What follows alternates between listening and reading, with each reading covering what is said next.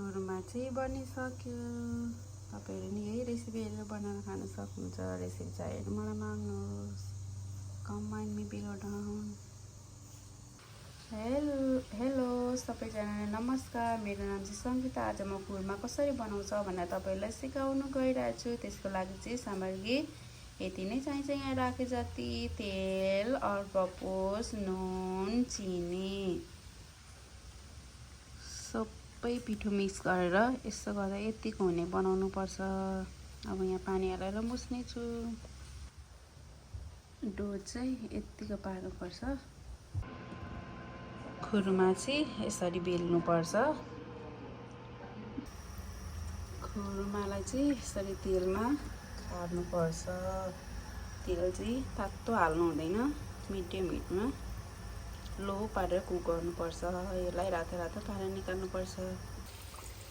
यो चाहिँ आफै डबल साइज भएर आउँछ फुल्दै गएपछि।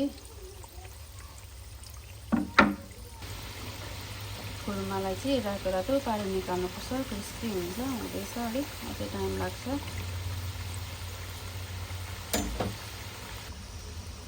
यहाँ चास्नी नै बनाउँदैछु खुरमाको लागि। यहाँ चाहिँ 3 प्याकेट चिनी हालेको अनि अलिकति पानी हालेर यसलाई बिलाउँदैछु।